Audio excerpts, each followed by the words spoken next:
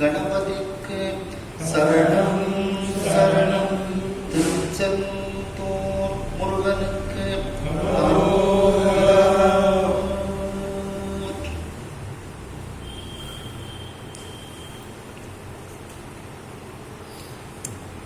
கையிலாய பரம்பரையில் சிவஞான போத நெறி காட்டும் பெண்ணை பயில் வாய்மை கண்டான் சந்ததி கொலை ஞான பானுவாகி புதிதாரும் பொழில் திருவாவடு துறைவாழ் குரு நமச்சிவாய தேவன் சைலாதி மரமுடையோன் திருமரபு நீடோடி தழைகமாதோ. திருவாவடுதுறை ஆதீன ஸ்ரீலஸ்ரீ குருமா சன்னிதானம் அவர்கள் பொன்னார் திருவடிகளை வணங்கியும், தருமபுர ஆதீனம் ஸ்ரீலஸ்ரீ குருமா சன்னிதானம் அவர்கள் பொன்னார் திருவடிகளை வணங்கியும், தருமபுர ஆதீன ஸ்ரீமத் மீனாட்சி சுந்தர தம்பிரான் சுவாமிகள் பொன்னார் திருவடிகளை வணங்கியும், இந்த திருவிளையாடல் புராண சிந்தனையை சிறப்பாக நடத்தி கொண்டிருக்கக்கூடிய கனடாவில் இருக்கக்கூடிய திரு மோகன் பிரேம்குமார் ஐயா அவர்களுக்கு வணக்கத்தையும் நன்றியும் தெரிவித்துக் கொண்டு, உங்கள் அனைவருக்கும் மாலை நேர வணக்கத்தையும் தெரிவித்துக் கொண்டு, தீபாவளி திருவிழாவின் வாழ்த்துக்களையும் தெரிவித்துக் கொண்டு, நான் இந்த திருவிளையாடல் புராண சிந்தனையில்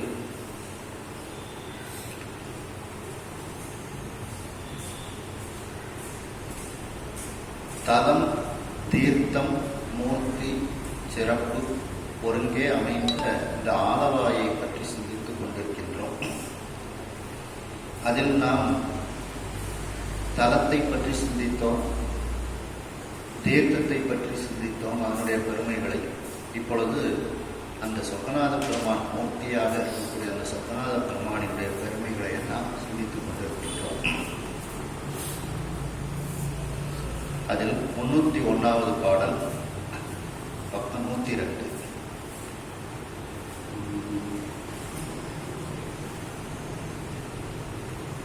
தீயதாம் சுவை பாலாவில்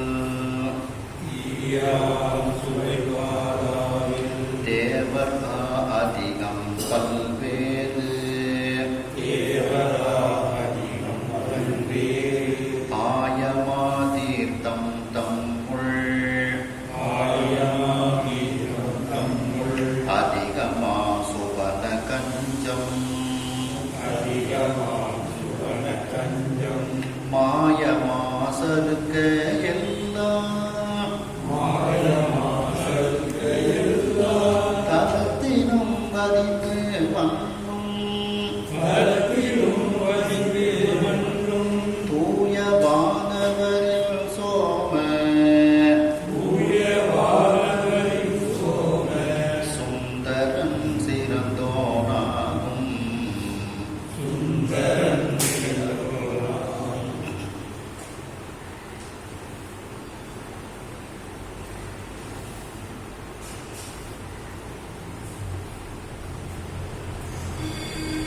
தீயவாம் சுவைப்பால் ஆவில், இனிமை மிகுந்த சுவை தரக்கூடிய பால், அதில் பசும்பா ஆவில் ஆன பசு, அந்த பசுவில் பசுமாட்டு பால்களில் காமதேனுவினுடைய பால் மிகவும் சுவை அதிகம். காமதேனுவினுடைய பால் சிறந்தது.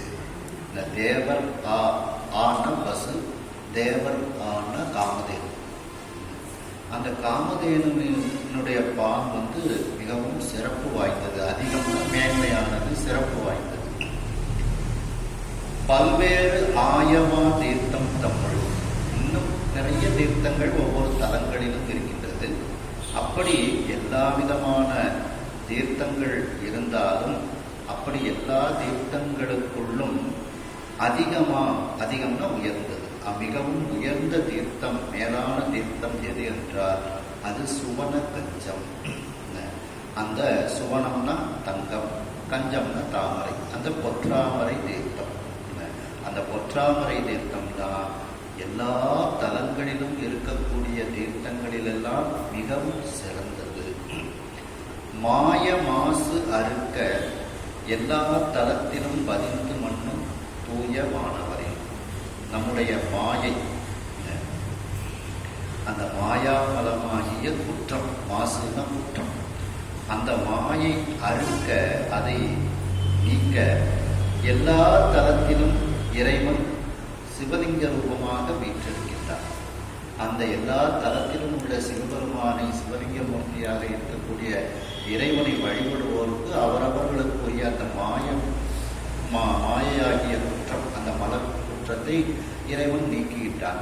அப்படி எல்லா தலங்களிலும் அந்த மாயை நீக்குவதற்காக வீற்றிருக்கக்கூடிய பதிந்து மண்ணும் அப்படின்னா நிலை பெற வாழும், அவ்வாறு நிலை பெற வாழும் தூய வானவரில், தூய்மையான அந்த சிவலிங்கங்களுள், இந்த வானவரில்ங்கிறதுக்கு சிவலிங்கங்கள், அந்த அருவுருவமூர்த்தியை நாம் எடுத்துக்கொள்ள வேண்டும். அந்த சிவலிங்கங்களில் சோமசுந்தரன் சிறந்தோனாகும். அந்த சோமசுந்தரன் மதுரையில் இருக்கக்கூடிய அந்த சொக்கநாத பெருமான் தான் மிகவும் சிறப்புடைய மூர்த்தியாக கருதப்படுகிறது. அதாவது எல்லா தலத்திலும் எல்லா சிவாலயங்களிலும் சிவலிங்க மூர்த்தி மூலஸ்தானமாக இருக்கின்றார். அப்படி எல்லா தலங்களையும் விட இந்த மதுரையில் இருக்கக்கூடிய சோமசுந்தர பெருமானாகிய முளைத்தானே எல்லாருக்கும் முன்னே தோன்றி என்று சொல்லக்கூடிய அளவில் இருக்கக்கூடிய அந்த ஆதி மூர்த்தியாக இருக்கக்கூடிய அந்த சோமசுந்தர பெருமானே எல்லா சிவலிங்கங்களிலும் சிறந்த மூர்த்தியாக கருதப்படுகின்றார். இது அந்த சுவாமியினுடைய உயர்வுக்கு அதை எடுத்து சொல்கின்றார்கள். அடுத்து அப்ப இதை தூய வானவரில் அப்படிங்கிறதுக்கு சிவலிங்க மூர்த்திகள் அப்படின்னு அர்த்தம் எடுத்துக்கணும். அந்தமும் முதலும் இல்லா அகண்ட பூரணமாயாகும் மந்தமும் வீடும் நல்கும் பராபர சோதிதானே வந்தனை புரிவோர்க்கு இன்மை மறுமை வீடு அழிப்பானிந்த சுந்தரலிங்கத்து எனும் விளங்குவான் சுருதியேத்த.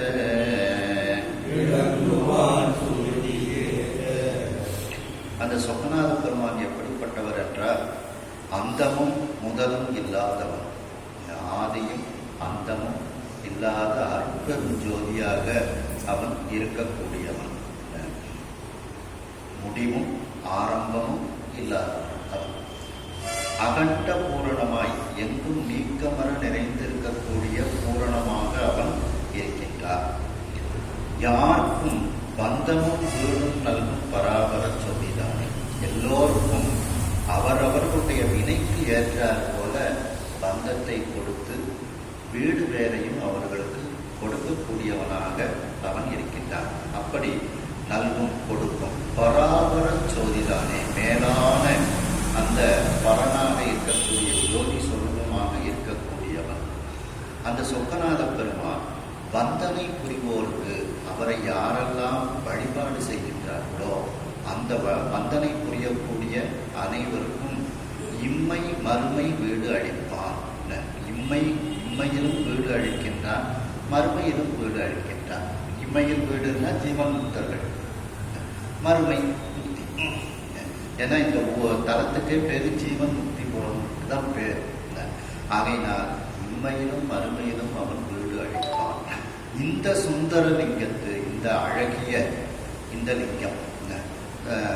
லிங்கத்து என்றும் விளங்குவான். என்றென்றைக்கும் இந்த லிங்கத்தில் அவன் வீற்றிருந்து நமக்கெல்லாம் அருள் புரிவான்.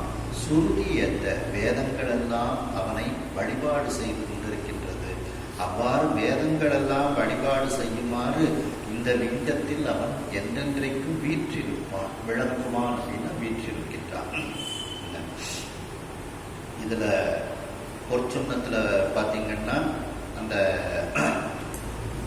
பந்தமும் வீடுமாகவே இறைவன் இருக்கின்றான் அப்படின்ட்டு, வேதமும் வேள்வியும் ஆயினார்க்கு மெய்மையும் பொய்மையும் ஆயினார்க்கு சோதியுமாயிருள் ஆயினார்க்கு துன்பமுமாய் இன்பம் ஆயினார்க்கு பாதியுமாய் முற்றும் ஆயினார்க்கு பந்தமுமாய் வீடும் ஆயினார்க்கு ஆதியும் அந்தமும் ஆயினார்க்கு ஆடப் பொற்சுண்ணம் எடித்ததானே. அந்த பொற்சுண்ணம் பதியத்தில் திருவாசகத்தில் அவரே பந்தமும் வீடுமாக இருக்கின்றார், நமக்கு அதை தரக்கூடியவராக அவர் இருக்கின்றார் என்று அருளை செய்கின்றார். இத்தகு சயம்பு தன்னை ஏனைய சயம்பு எல்லாம் நித்தமும் தரிசித்து ஏகும் நிருமல ஒளியாம் இந்த உத்தம லிங்கம் கண்டோர் உரை உணர்வு ஒடுங்க உள்ளே சித்த மாசு ஒழிய தோன்றும் சிவவரம் சுடரை கண்டோர்.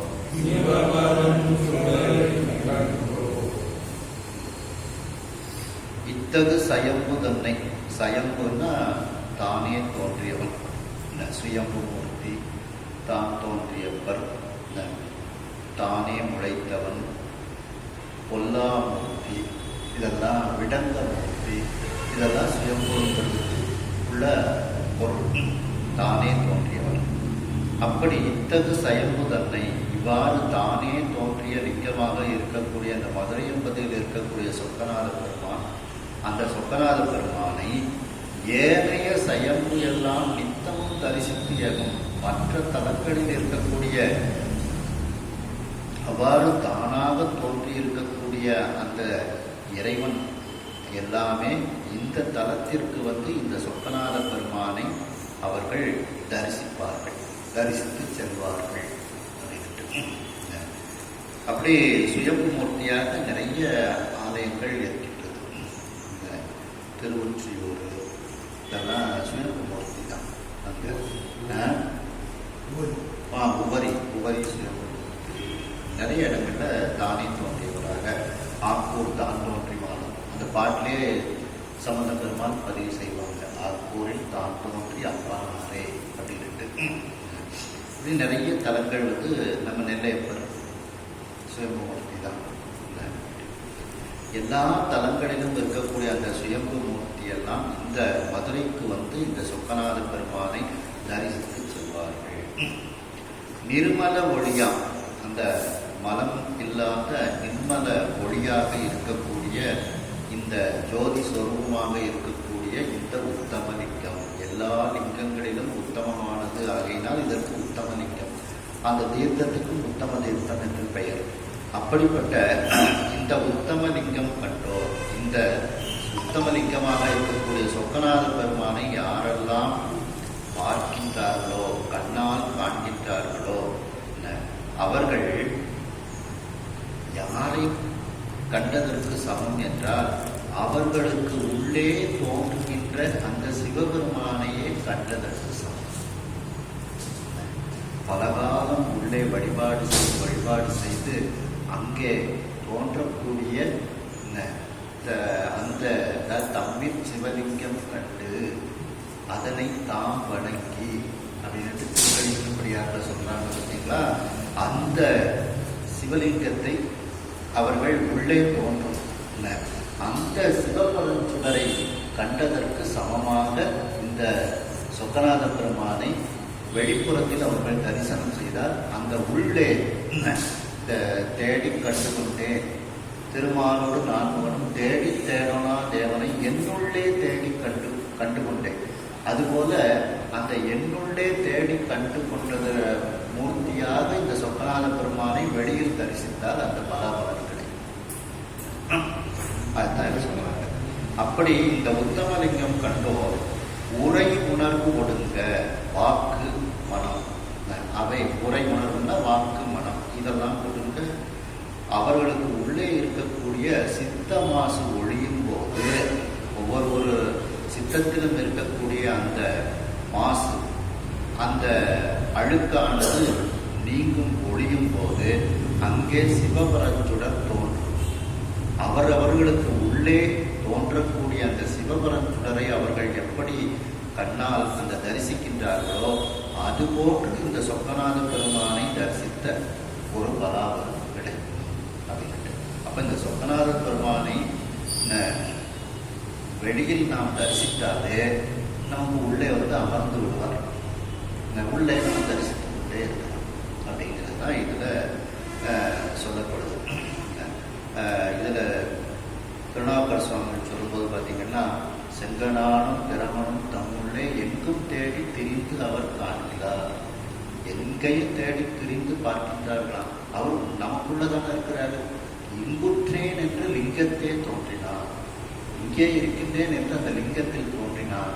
பொங்கு செஞ்சடை புண்ணியமூர்த்தியே, அந்த புண்ணியமூர்த்தியாக இருக்கக்கூடியவன் இந்த மதுரையம்பதியில் அந்த லிங்கத்தே தோன்றி நமக்கு அருள் செய்து கொண்டு இருக்கின்றார். இதற்கு பார்த்தீங்கன்னா இன்னமும் அந்த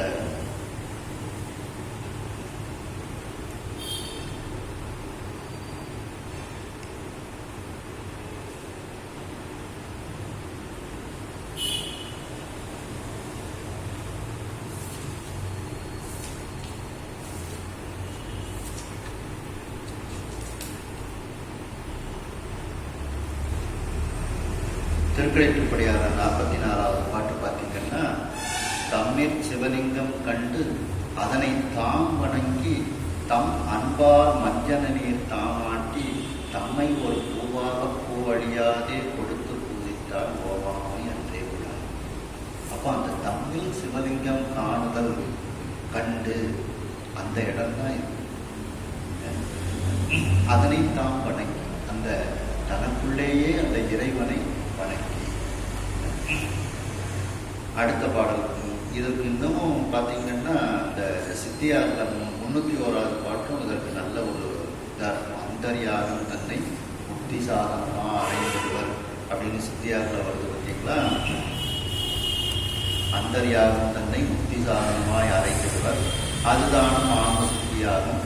கந்தம் மலர் புகை ஒளி மஞ்சனம் அமுது முதலாக கண்டனையெல்லாம் மனத்தால் கருதி கொண்டு, அகப்பூசை இதெல்லாம் மனத்தால் கருதி கொண்டு சிந்தை தனில் அர்ச்சிக்க சிவனை ஞானத்தால் சிந்திக்க சிந்திக்க தர்ப்பணத்தை விளக்க, அந்த கண்ணாடியை பொடி போட்டு விளக்கும் போது எப்படி அது பளபளன்னு ஆகுதோ, தர்ப்பணம்னா கண்ணாடி விளக்க வந்திடும் அவ்வொளி போல், அந்த ஒளி எப்படி வருகின்றதோ அதுபோல் மருவி அறம் உள்ளத்தே வர வர வந்திடுவர் பின் மதமானது அன்பே. நமக்குள்ளே அந்த இறைவன் அமர்ந்து கொடுப்பான். ஆனால் நாம் என்ன செய்யணும்? இடைவிடாமல் அந்த அகப்பூசையை நாம் அர்ச்சிக்க. அதனாலதான் சிந்திக்க சிந்திக்க திரும்ப திரும்ப போடுறாங்க. இடைவிடாத அந்த சிந்தனையில் இருக்கும் பொழுது அந்த இறைவன் நமக்குள்ள அமர்ந்து கொள்வார். அதுபோல இங்கே நம்முடைய அந்த சிவபரஞ்சுடர் நமக்கு உள்ளேயே நாம் அந்த சொக்கநாத பெருமானை நாம் காணலாம் அப்படிங்கிறாங்க. இத்தனை சுடரை நேர் கண்டு இறைஞ்சினோர் பாவம் எல்லாம் கொத்தழல் பொறிவாய்ப்பட்ட பஞ்சு போல் கோபமூள மெய்த்தவம் சிதையுமாவோ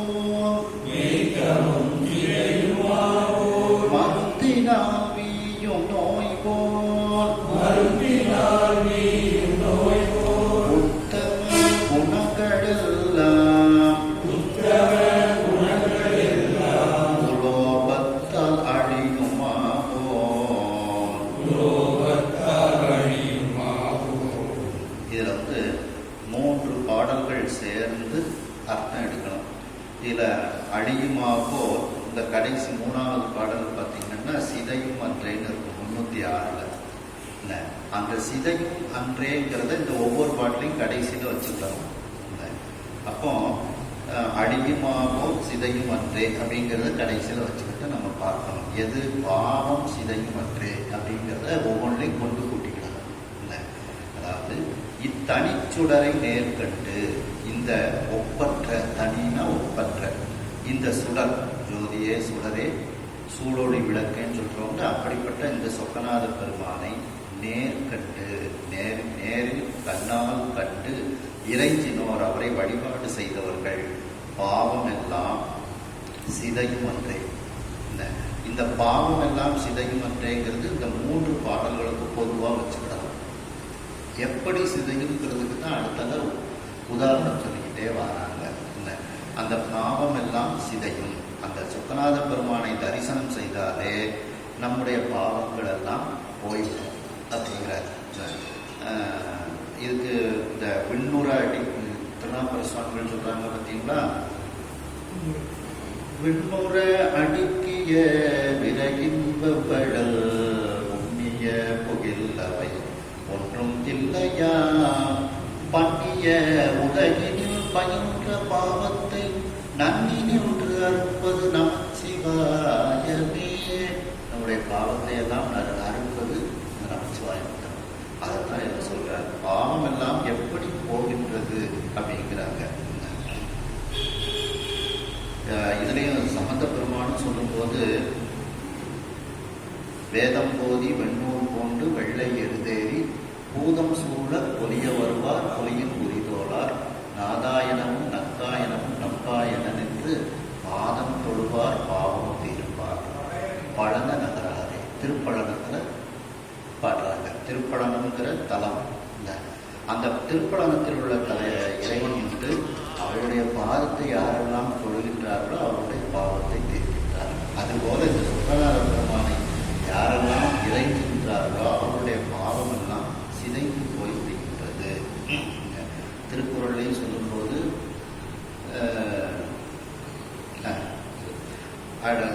எப்படி அந்த பாவங்கள் எல்லாம் சிதையும் அப்படிங்கிறதுக்கு அடுத்தது சொல்றாங்க.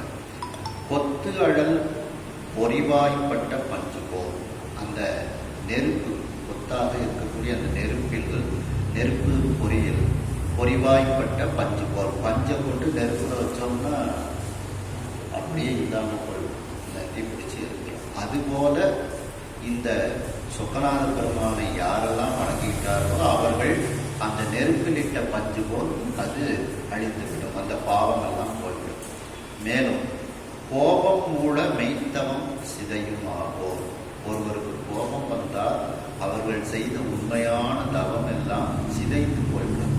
அதுபோல இந்த சொக்கநாத பெருமானை தரிசனம் செய்தால் நம்முடைய பாவம் எல்லாம் தீர்ந்துவிடும். திருக்குறள்ல சொல்லுவாங்க பார்த்தீங்களா, தன்னைத்தான் காக்கில் சினம் காக்க, கவாக்கால் தன்னையே கொல்லும் சினம் அப்படின்ட்டு. அப்போ நம்ம வந்து கோபத்தை நாம் வந்து அடக்கி கொள்ள வேண்டும். கோபம் மூல மெய்த்தவம் சிதையும்.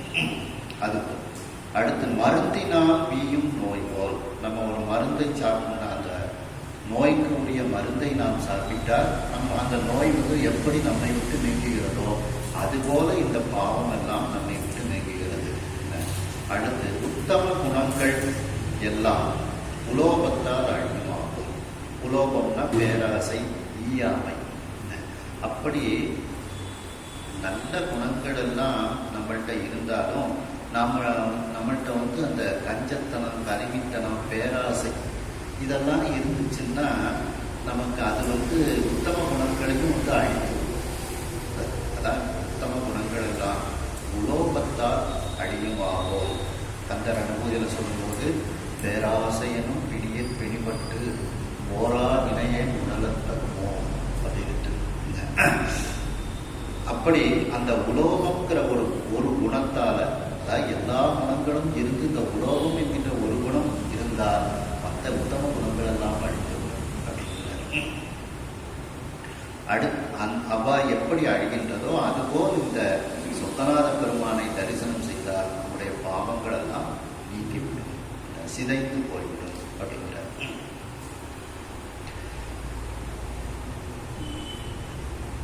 கலிகடல் இரவி தோன்ற கருகிருள் உடையுமாவோல் ஒலிகடு பெருங்கால் தள்ள உடைபடு மேகம் போல மதிகடு மடங்கள் சீர மாயும் மாயானை போல ஒலிசவல் ஏறு தாக்க கொடிபடும் குன்றம் போல. இதுலயும் பாவம் சிதை மன்றேன் கடைசி வரையில் சேர்த்துக்கணும். கலிக்கடல் இரவி தோன்ற ஆரவாரம், கலின்னா ஆரவாரம், அந்த ஆரவாரம் மிக்க அலைகள் அடித்துக் கொண்டிருக்கக்கூடிய அந்த கடல், அந்த கடலில் இரவி தோன்ற, இரவினா சூரியன், அந்த சூரியன் தோன்றியவுடன் அதுவரைக்கும் கருப்பாக இருந்த இருள், கருகு இருள் உடையும் ஆகும், அது உடைந்து அப்படியே வெளிச்சம் பெறுகின்றது. அதை போல இந்த சொக்கநாத பெருமானை தரிசனம் செய்தால் நம்முடைய பாவங்கள் எல்லாம் நீங்கிவிடும். இருள் நீங்கி அந்த ஒளி வருவது போல இந்த பாவம் எல்லாம் நீங்கிவிடும் அப்படிங்கிறாங்க. அருணன் இந்திரன் திசை அணிகிறன், இருள் போய் அகன்றது. அதான் அருணன், இந்திரன் திசைனா கிழக்கு திசை, இந்திரன் திசை அணிகிறன், இருள் போய் அகன்றது. அந்த அடுத்தது பாருங்க, ஒலிகழு பெருங்கால் தள்ள, சப்தத்தோடு இருக்கக்கூடிய பெரிய காற்று, கால்னா காற்று, அது மேகங்களை தள்ளுகிறது. மேகங்களை காற்று தள்ளும் போது அந்த மேகம் அப்படியே உடைபட்டு அது விலகி பிரிந்து செல்கிறது. அது உடைபட்டு மேகம் போல. அப்போ அதுபோல இந்த பாவங்கள் நீங்கி விடுகிறது. அப்போ இதுல ஆகாயத்திற்கு ஒரே ஒரு குணம், சப்தம் மட்டும். காற்றுக்கு 2 குணம். அதான் முதல்ல ஒலி, சப்தம், ஸ்பரிசம். முதல்ல சப்தம் வந்துடுது, ஒலிகழு காற்று. தள்ளங்கும் போது அங்க ஊரு தானே, அப்ப ஸ்பரிசம். அப்போ காற்றுக்கு 2 குணம் அப்படிங்கிற இந்த 2 குணமும் வந்துடுது பாருங்க. ஒலி சப்தம், தள்ளங்கும் போது ஸ்பரிசம். அப்ப அந்த காற்றுக்கு 2 குணம். அதுக்கப்புறம் தீக்கு 3, தண்ணீருக்கு 4, நிலத்துக்கு 5 குணங்கள் அப்படி பரிசா வருகிறது. இதுல அந்த காற்றினுடைய அந்த இரண்டையுமே இதுல சொல்லப்படுது. முதல்ல ஒலி சப்தம், 2வது தள்ளங்கிறது ஸ்பரிசம், அந்த ஊர். அப்படி அந்த 2 குணங்களை உடைய அந்த காற்று, அது பெருங்காற்றாக அந்த மேகத்தை, பேச்சு வழக்கில் கூட நம்ம சொல்லுவோம், மழை வந்த மாதிரி இருந்துச்சு, காற்று அப்படியே அந்த மழை மேகத்தை பூரா அப்படியே கொண்டு போயிட்டு எங்கேயோ கொண்டு போயிட்டு அப்படின்போம். அதுதான் இந்த இடம். பெருங்கால் தந்த உடைபடு மேகம் போல. அடுத்தது பாருங்க, வலிகழு மடங்கள் சேர மாயும் மால் யானை போல. வலிமை மிகுந்த மடங்கள்னா சிங்கம். அந்த சிங்கம் சீறுவதனால் அந்த யானை கூட இறந்து போயிடும். அந்த மாயும் மால் யானை போல மிகவும் சீற்றத்தோடு சிங்கம் யானை மீது பாய்ந்தால் அந்த யானையை அடிச்சு அந்த சிங்கம் சாப்பிடும். அது போல இந்த சொக்கநாத பெருமானை தரிசித்தால் நம்முடைய பாவங்கள்லாம் நீங்கிவிடும். அது மேலும் புலிசவல் ஏறு தாக்க, புலிசம்னா வஜ்ராயுதம், அந்த வஜ்ராயுதம் மிகவும் ஆற்றல் மிகுந்த அந்த இடியேறு போன்ற அந்த வஜ்ராயுதத்தால் தாக்கும் பொழுது அந்த பொடிபடும் குன்றம் போல மலையும் அப்படியே பொடி பொடியாக ஆகிவிடும். அதுபோல இந்த சொக்கநாத பெருமானை நாம் தரிசனம் செய்தால் நம்முடைய பாவம் எல்லாம் சிதையும் அன்றே அப்படிங்கிறது தான் வரிசையா உதாரணம் சொல்லிட்டு வராங்க. அடுத்த பாடல் மருட்சிசை காமநோயால் மதிகடு மாறு போல அருட்சிவ ஞான நோக்கால் பதிகடும் அவிச்சை போல தருப்புறும் புவனம் சீர தழலரா விழியுமாவோல் செற்புற அழியும் கற்ற கல்வி போல் சிதையும் அன்றே.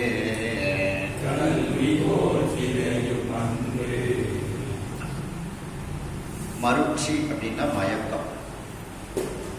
அப்படி மயக்கத்தை செய்யக்கூடிய அந்த காமநோய், அந்த காமநோயில் நாம் வீழ்ந்தோம் என்றால் நம்முடைய அறிவு கெட்டு போய்விடும். மதி கெடுமாறு போல அறிவு கெட்டு போய்விடும். அது போல அருள் சிவஞான நோக்கால் வழிகடும் அவிச்சை போல அந்த அருள் மிகுந்த சிவஞான பார்வையினால், அந்த குருநாதனுடைய பார்வை, இறைவனுடைய பார்வை, இதனால் வலிகடும் அவிச்சை போல, அவிச்சைனா அஞ்ஞானம், அந்த அஞ்ஞானத்தினுடைய அந்த வலிமை நீங்கும். அதாவது ஞானம் நமக்கு உண்டாகும். அதுபோல தருக்கு ஒரு உவனம் சீர, தருக்குன்னா கோபம், கோபத்தோடு இருக்கக்கூடிய உவனம்னா கருடன். அந்த கருடன் சீர தழல் அரா விழியுமாகோல், அந்த கோபம் கொண்ட பாம்பு அழிவது. அது போல உவனம்னா கருடன்.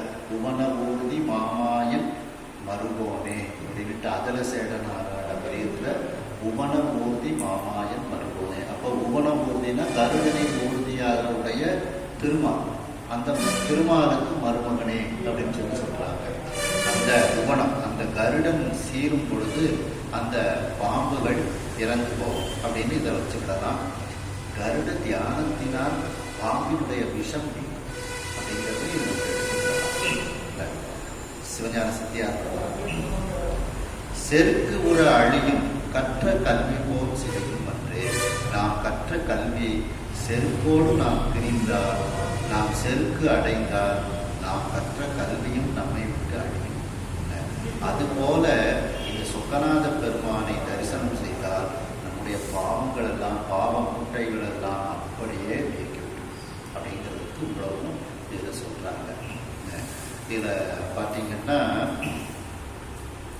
அருள் சிவஞான நோக்கால் வலிகடும் அஞ்சை போல அப்படிங்கிறாங்க. அப்போ திருவருட்பயனில் அருளூர் நிலை அந்த இதில் எடுத்துக்கிட்டிங்கன்னா விடம் நகுலம் மேவினும் மெய் பாவகனின் மேலும் கடலில் இருள் போவது இவன் கண் புதையிட்டு. இதில் நகுலம் அப்படின்னா கீரின்னு அர்த்தம். அப்போ அந்த பாம்பு கடிச்ச அந்த நஞ்சு ஏறி இருப்பது பாம்புக்கும் கீரிக்கும் ஆகாது. அது மாதிரி கருடனுக்கும் பாம்புக்கும் ஆகாது. அது ஒரு வரலாறு இருக்கு.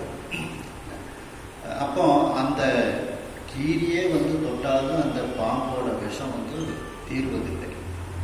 ஆனால் மாந்திரிகனாலே தீரும் மெய் பாவகனின் மேலும்.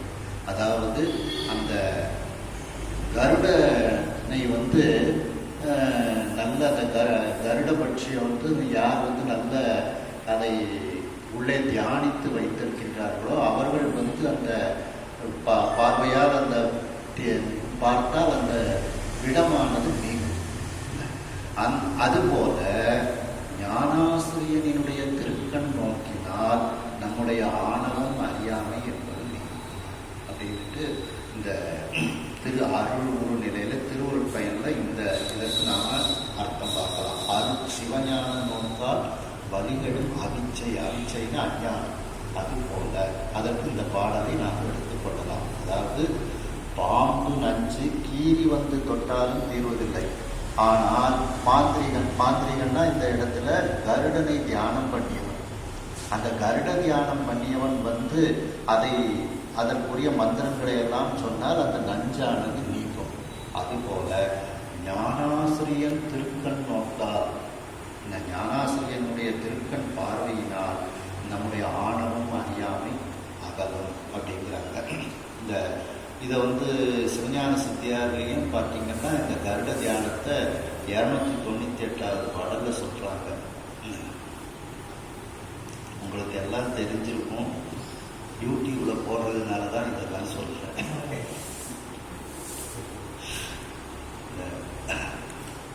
நீங்க நிறைய 10 வருஷம் சைவ சித்தாந்தம் படிச்சவங்க நீங்க எல்லாரும், உங்களுக்கு நான் சொல்லி தெரிய வேண்டியது இல்லை, யூடியூப்ல பார்க்குறவங்களுக்காண்டி சொல்றேன்.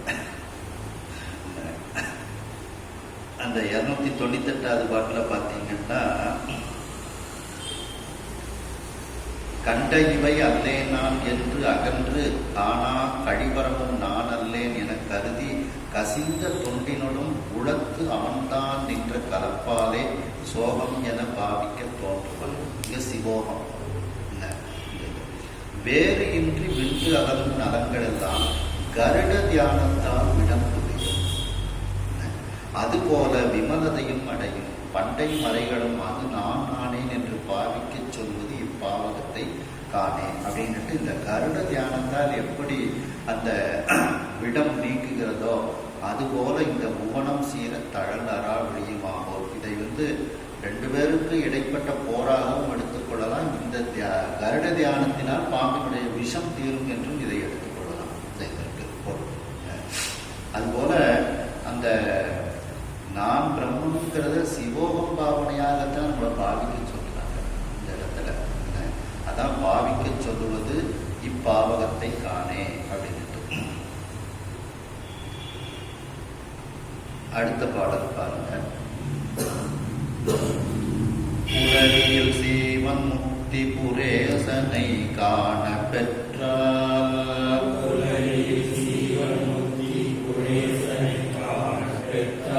அலைகடல் நான் உட்பட்ட அவனி மாதானம் செய்த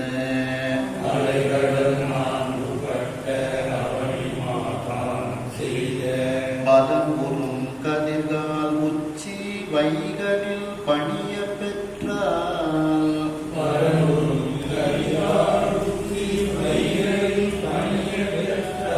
கலைஞர்வார் 110 கவிலை மாதான பேரா.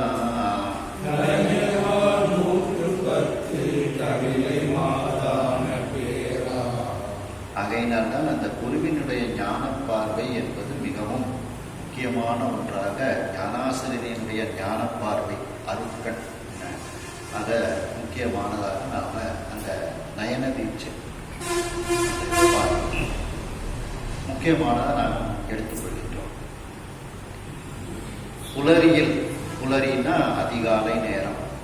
இந்த சீவன் முக்தி புரோயசனை காண பெற்றால் நாம் அந்த மதுரையில வசிக்கும் போதே நாம ஜீவன் முக்தர்களாக ஆகிவிடலாம். அந்த சொக்கநாத பெருமானை தரிசித்தார். அவ்வாறு அங்கு வசிக்கக்கூடியவர்கள் ஜீவன் முக்தியை கொடுப்பதனால் அந்த நகரத்திற்கு பெயர் சீவன் முக்திபுரம் என்று பெயர். அந்த சொக்கநாத பெருமானுக்கு ஜீவன் முக்திபுர ஈசன் என்று பெயர். அவ்வாறு ஜீவன் முக்தியை தரக்கூடிய அந்த மதுரை என்பதில் இருக்கக்கூடிய அந்த சொக்கநாத பெருமானை அதிகாலை நேரத்தில் தரிசனம் செய்தார், காணப்பெற்றால், புலரியில் காணப்பெற்றால் அவர்களுக்கு என்ன பலன் கிடைக்கின்றது அப்படின்னு சொல்றாங்க. அலைகடல் 4 உட்பட்ட அவனி மாதானம் செய்த பலன்களும், அந்த அலையக்கூடிய அலைகளை உடைய அந்த கடல், அந்த கடலுக்கு 4 பக்கமும் கடல் சூழ்ந்து அவ்வாறு இருக்கக்கூடிய இந்த நிலப்பரப்பு, அந்த நிலப்பரப்பில் இருக்கக்கூடிய ஒரு இடத்தை தானம் செய்த பலன் அவர்களுக்கு கிடைக்கும். பூமி தானம் செய்த பலன் அவர்களுக்கு கிடைக்கும் அப்படிங்கிறாங்க. அதாவது எந்த பகுதியுமே எந்த நாடுமே பார்த்தீங்கன்னா 4 கடல் சூழ்ந்த இடத்துக்கு நடுவில் இருக்கக்கூடியது.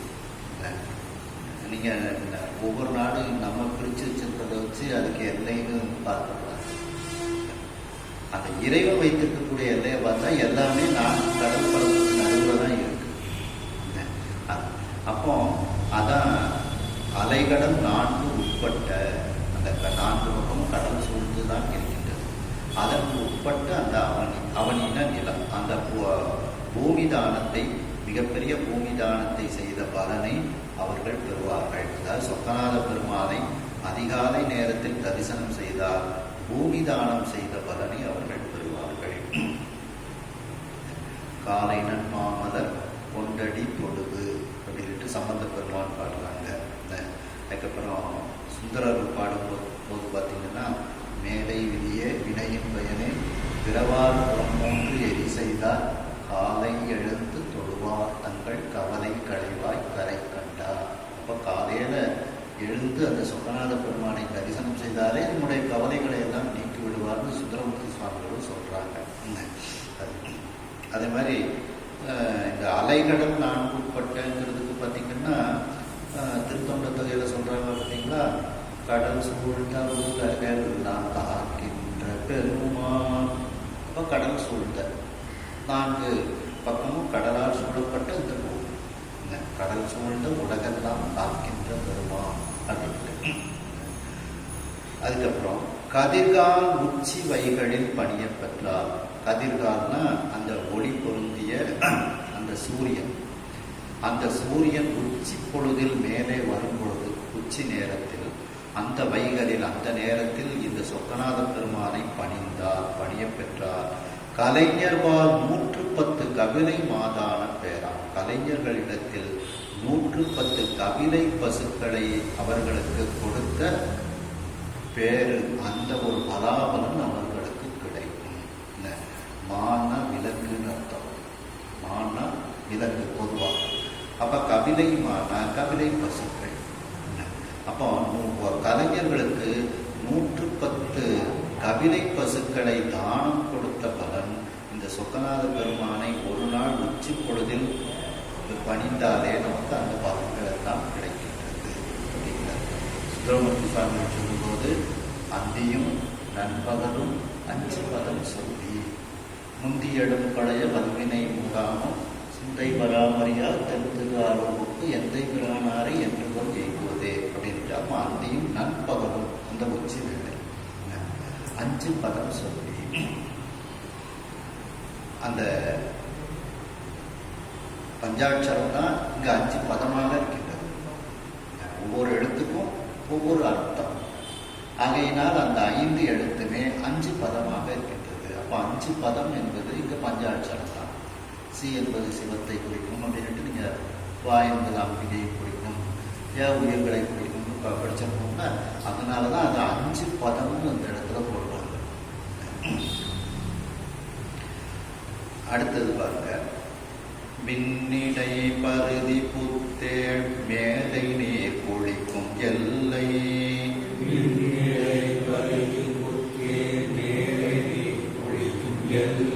அண்ணலை வணங்கின் கோடி ஆணின தான பேரா.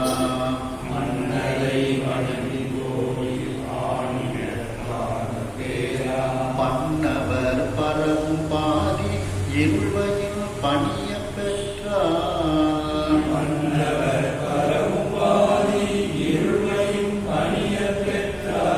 வண்ணகம் புறவி மேத மகமுறி பெரும்பேரெய்தும்.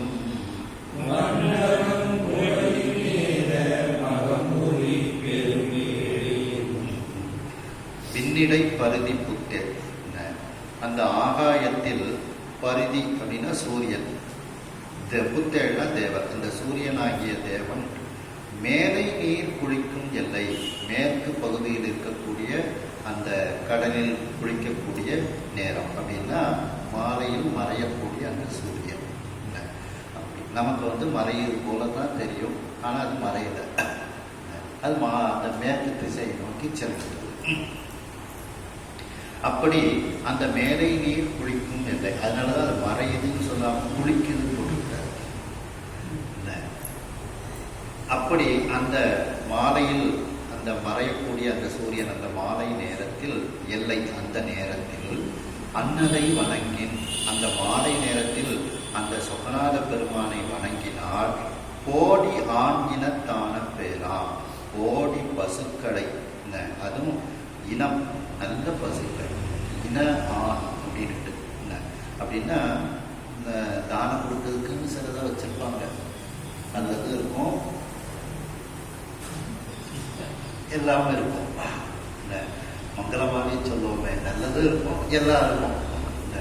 அதுபோல அந்த சிறந்த பசுக்களை தானம் கொடுப்பார்களாம். கொடுத்த பேர் கோடி பசுக்களை, கோடி சிறந்த பசுக்களை தானம் கொடுத்த பலாபலனானது மாலை நேரத்தில் அந்த சொக்கநாத பெருமானை வணங்கினால் நமக்கு அந்த பலாபலனானது கிடைக்கின்றது. அதாவது திருநாவுக்கரசு சுவாமிகள் சொல்லும் பொழுது, பாலை நகுபடி வெண்மணி பைங்கொன்றை மாலையும் கன்னியும் ஆவன சேவடி காலையும் மாலையும் கை தொழுவார் மனம் ஆலயம் ஆரூர் அறநெறியார்க்கே அப்படின்னு 4ஆம் திருமுறையில் சொல்றாங்க. அப்ப காலையும் மாலையும் யாரெல்லாம் கை தொழுகின்றார்களோ அவர்களுடைய மனமே ஆலயம். அந்த ஆலயத்தில் அவன் குடிகொண்டு இருக்கின்றான். திருநாவுக்கரசு சுவாமிகள் மாலையில் வணங்கு காலையும் மாலையும் வணங்கக்கூடிய சிறப்பை சொல்கின்றார்கள். அதுபோல இந்த மாலை நேரத்தில் அந்த சொக்கநாத பெருமானை வழிபட்டால் சிறந்த கோடி பசுக்களை தானம் செய்த பலாபலம் நமக்கு கிடைக்கின்றது. மேலும் பன்னவர் பரவும் பாதி இருள்வதில், பன்னவர்னா தேவர்கள், அந்த தேவர்களுக்கு தான் வணங்கக்கூடிய அந்த பாதி இருள் நடு யாமம். அந்த நடு யாமத்தில் அந்த சொக்கநாத பெருமானை பணிய பெற்றால், பணிந்தால் வண்ணம் மிகுந்த அழகு மிகுந்த சிறந்த குதிரைகள், அந்த குதிரைகளை கொண்டு செய்யக்கூடிய மகம், மகம்னா யாகம், இந்த புரவிமேத மகம்னா அஸ்வமேத யாகம். அந்த அஸ்வமேத யாகம் புரி பெரும்பேறு எய்தும். அந்த அஸ்வமேத யாகம் செய்த மிகப்பெரிய பலாபலன் நமக்கு கிடைக்கும். அதாவது நடியாமத்தில் அந்த சொக்கநாத பெருமானை நாம் வழிபாடு செய்தால், வீதியில சுவாமி வீதி உலா வரும்போது ராத்திரி ஆயிரம் பார்த்தீங்களா, அதுக்காண்டி சொக்கநாத பெருமானை நடியாமத்தில் எப்படி போய் தரிசனம் பண்றதுன்னு கேட்கக்கூடாது. சாமி வீதி உலா வரும்போது நடியாமம் ஆகும். அந்த நேரத்தில் இந்த பலாபலம் வேணும்னா நம்ம சாமி கூடவே போகணும், கூடவே போனோம்னா நமக்கு அந்த பலாபலம் கிடைப்பது. சில நாட்கள்ல இப்ப சிவராத்திரி அன்னைக்கெல்லாம் நமக்கு விடிய விடிய திறந்து வச்சிருப்பாங்க. அப்படி சில நாட்கள் இருக்கும். அந்த மாதிரி நேரத்துல இந்த இரவு நேரம் நமக்கு கிடைக்காதே, இந்த நடுச்சாமம் நமக்கு கிடைக்காதே, கிடைச்ச நேரத்துல நம்ம போய் சாமி தரிசனம் பண்ணுவோம்னு அந்த ஒரு உந்துதலோட நம்ம தரிசனம் பண்ணும்போது நமக்கு இந்த அஸ்வமேத யாகம் செய்த ஒரு பலாபலம் கிடைக்கின்றது. இதில் அபிராமி அந்தாதியில் சொல்றாங்க பார்த்தீங்களா, தாமம் கடம்பு படை பஞ்சபானம் தனு கரும்பு யாமம் பைரவர் ஏற்கும் கொடுத்து அப்படின்ட்டு.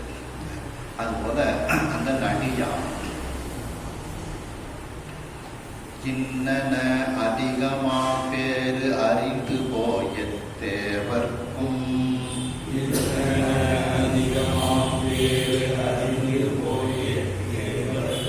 முன்னவன் சமட்டி விச்சா புறப்புரை முதல்வன் தன்னை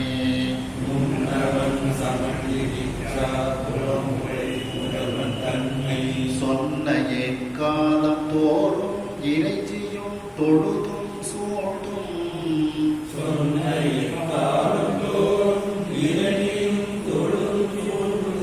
பொன்னடிக்கு அன்பராகி வழிபடும் புனிதர் சீல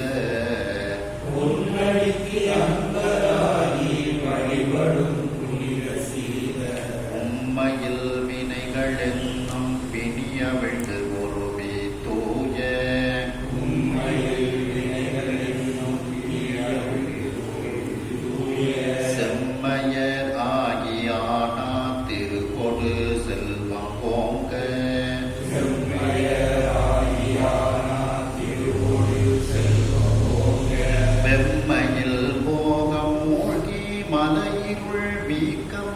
நீட்டி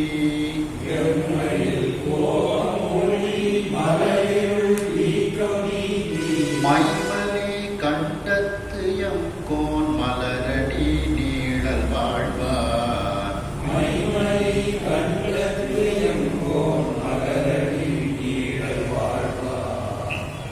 இந்த ரெண்டு பாட்டும் சேர்ந்து ஒரு பாட்டாக நம்ம அர்த்தம் பார்க்கணும். ஏன்னா புனித சீலன் அங்க ஒரு கம்மாவை போட்டு அடுத்த பாட்டில் தான் இதனுடைய கருத்தை கொண்டு வந்து முடிக்கிறாங்க. இன்னென்ன அதிகமா பேரு அறிந்து போய் இப்படியெல்லாம் குறிப்பிட்ட காலத்தில் இவ்வாறு நாம் வழிபாடு செய்தால் இது மிகவும் பெரிய பலாபலன்களை நமக்கு கொடுக்கின்றது என்பதை அறிந்து அந்த சொக்கநாத பெருமான் இருக்கக்கூடிய ஆலயத்திற்கு சென்று எத்தேவர்க்கும் முன்னவன், எல்லா தேவர்களுக்கும் முன்னவனாக, முதலில் இருக்கக்கூடியவனாக, முதலில் வந்தவனாக இருக்கக்கூடிய அந்த சொக்கநாத பெருமான், அவன் சமட்டி விச்சாபுரம், அந்த மதுரை தலத்துக்கு சமட்டி விச்சாபுரம்னு ஒரு பேர். அதாவது எல்லா ஞானத்தையும் தரக்கூடிய தலம்.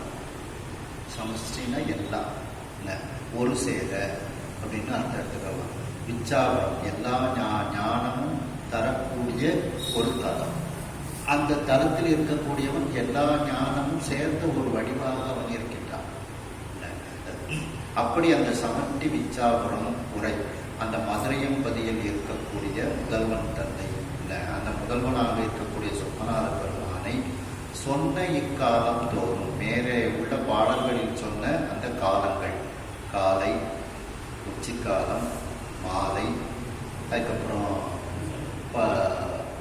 அர்த்தஜாமம், பள்ளியடை வாரம், இதெல்லாம் அப்புறம் நடியிருள், இதெல்லாம் இந்த மாதிரி குறிப்பிட்ட காலங்களிலெல்லாம் யாரெல்லாம் தரிசிக்கின்றார்களோ சொன்ன இக்காலம் தோறும் இறைஞ்சியும் அந்த சொக்கநாத பெருமானை இறைஞ்சி தொழுது சூழ்ந்து, சூழ்ந்துன்னா வலமாக வருதல் அர்த்தம், சூழ்ந்துன்னா சுற்றி வருதல், வட்டமாக வருதல்னாலும் வலமாக வருதல் அர்த்தம். வட்டம் சூழ்ந்து சொக்கநாத பெருமானை வட்டமாக வருதல், வட்டம் சூழ்ந்து பாட திருமுறைகளில் இருக்கு வலம் வருவதற்கு.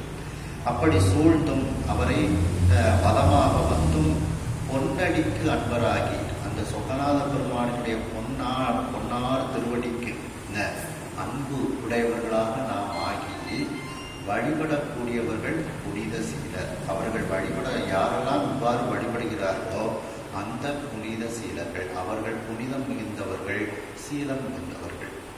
இப்போ சொக்கநாத பெருமானை வழிபாடு பண்ணுவதே நமக்கு புனிதத்தன்மையை கொடுக்கின்றது. சொக்கநாத பெருமானை வழிபாடு செய்தாலே நமக்கு சீலத்தை கொடுக்கின்றது.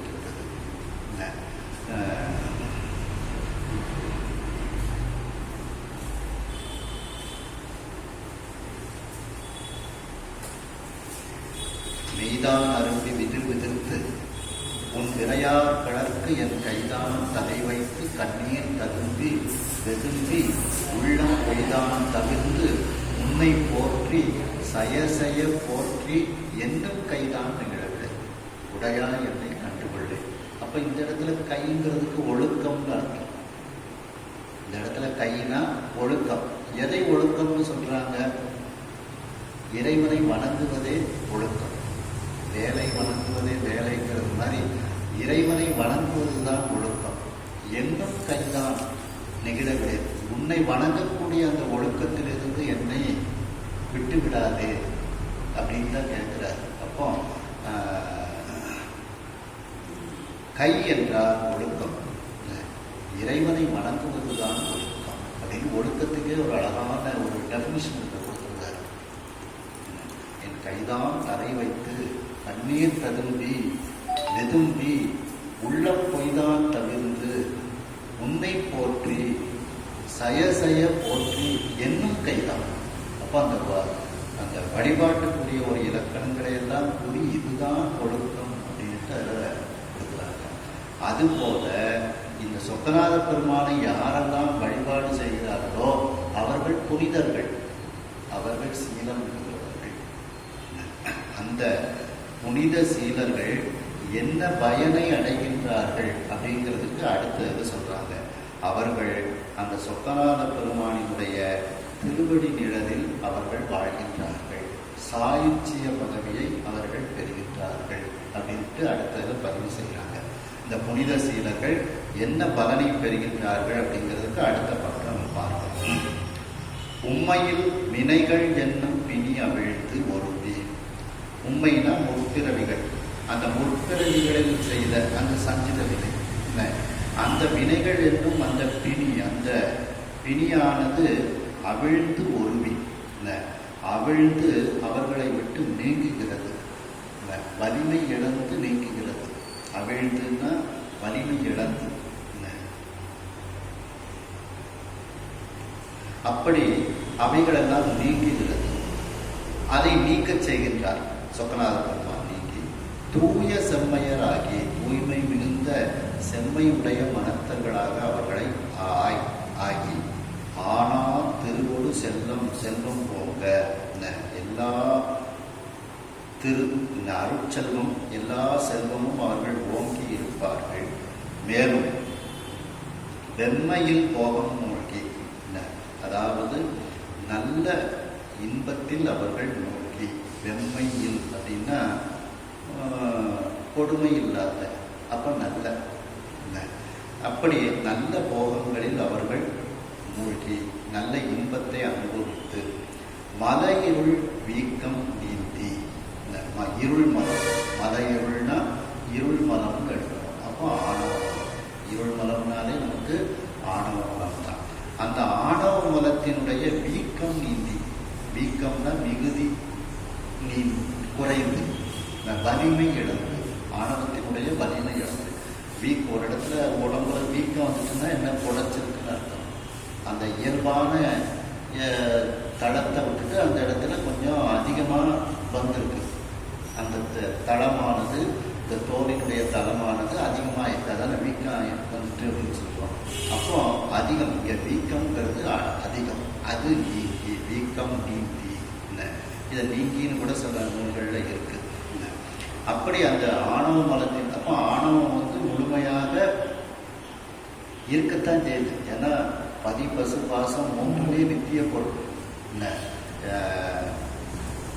இத்தை விளைவித்தல் மலம் சொல்லியிருந்தாங்க பார்த்தீங்களா. உண்மை விளக்கத்தில் முத்தி முதலில் மூன்று முதலும் மொழியற்கு சுத்த அனுபவத்தை குறித்தல் அணு மெத்தவே இன்பம் கொடுத்தல் இத்தை விளைவித்தல் மலம் மற்றவனே கண்டுகொள்ளப்பா அப்படின்னு சொல்றது மாதிரி அந்த ஆணவ மலத்தினுடைய மிகுதி அது குறைந்து மைமதி கண்டத்து எம்போன் மலரடி நீழல் வாழ்வார். அந்த விடமுண்ட கண்டத்தை உடையவன். மைனா கருப்பு, இங்க விஷம். அந்த நஞ்சினால் கருத்த கண்டம், அந்த கண்டத்தை உடைய நீலகண்டனாக இருக்கக்கூடிய எங்களுடைய அரசனாக இருக்கக்கூடிய அந்த சொக்கநாத பெருமானுடைய மலரடி நீழல் வாழ்வார். அவருடைய அந்த திருவடி மலரின் கீழே அவர்கள் இருப்பாங்க, அவர்கள் வாழ்வார்கள் அப்படின்ட்டு அந்த சாய்ச்சிய பதவியை அவர் கொடுக்கின்றார். அதாவது அந்த மதுரையம்பதியில் காலை உச்சிக்காலம் சாயரட்சை ஆர்த்தஜாமம் இந்த நடியாமம் இதெல்லாம் தரிசனம் பண்ணுனா அவர்களை தன்னுடைய திருவடியின் நீழலிற்கு வாழுமாறு அவர் செய்கிறார். அதற்கு இவ்வளவு ஸ்டெப்புகளை செஞ்சு அவங்களுக்கு அந்த சாயுசிய பதவியை கொடுக்குறார். அவருக்கு ரொம்ப எளிதாக செஞ்சுட்டு போயிருக்கார். தரிசனம் பண்ணால் போதும், வேற ஒன்றும் செய்ய வேண்டாம். தரிசனம் பண்ணிக்கிட்டே இருந்தால் போதும். இதெல்லாம் அவரே எல்லாத்தையும் சரி தள்ளிவிட்டு மார்க் போட்டு கொண்டே கூட்டு போயிருக்காங்க. அடுத்த பாடல் பார்க்க அழகொருவன் ஆதவாயான் நாமம்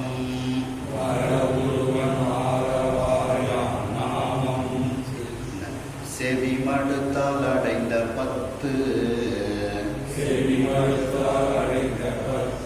பிறவி வினை அருள் நினைந்தால் 3 பெரும்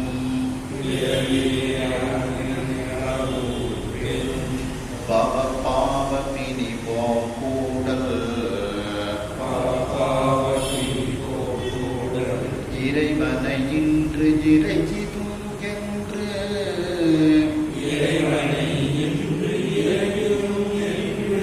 எழு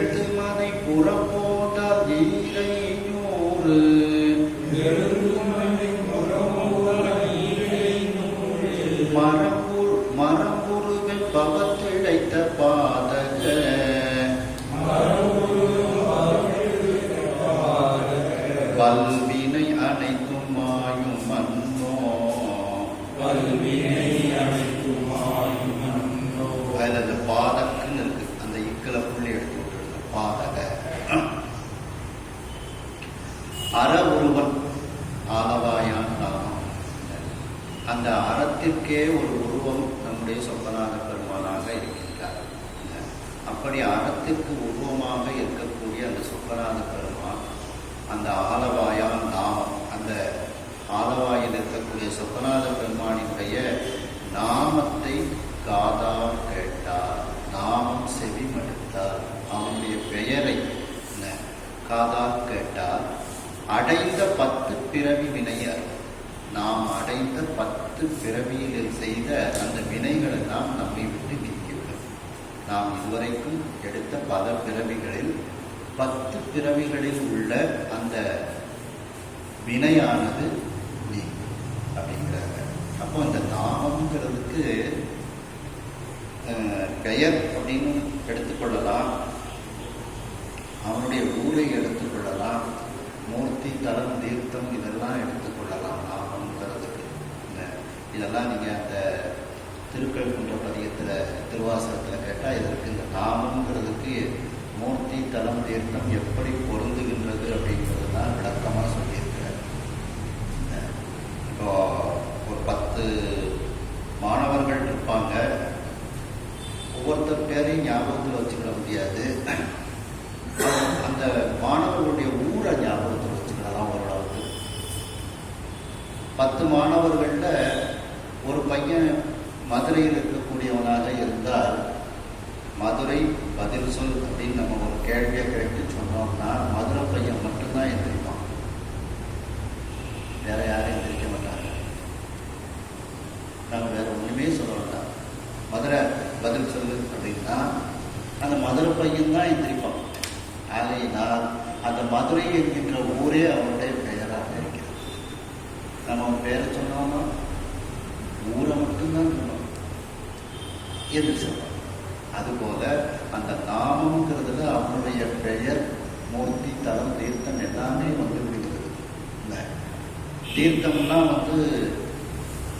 பெயராகவே நிறைய வீட்டில் பேர் வச்சிருப்பாங்க. மதுரையில் பார்த்தீங்கன்னா நிறைய வீட்டில் பொற்றாமரைன்னு பேர், சிதம்பரத்தில் பார்த்தீங்கன்னா சிவகங்கைன்னு பேர், சிவகங்கா அப்படின்னு இருப்பாங்க. அப்படி இந்த நாமங்கிறதுல பெயர் அப்படிங்கிறது அவனுடைய புகழ் எல்லாமே அதில் அடங்கி. அப்போ அவனுடைய நாமம், அவனுடைய பெயரை நாம் காதால் கேட்டாலேயே 10 பிறவியில் இருக்கக்கூடிய அந்த வினை அறுந்து போயிட்டோம். அதுதான் இப்போ சஞ்சித வினை ஒன்று. 2வது, நமக்கு பல பிறவி இருக்கின்றது. குறை சேரும் 84,100,000 தாய் வயிறு. அப்படி 84,100,000 தாய் வயிற்றுக்குள்ள பிறந்து பிறந்து பிறந்து உள்ளாகி போலாய் போலாய் மரணாகி என்று பல பிறவிகள். 84,100,000 தாய் வயிற்றுல நாம் பிறந்து பிறந்து வந்துகிட்டே இருக்கோம்.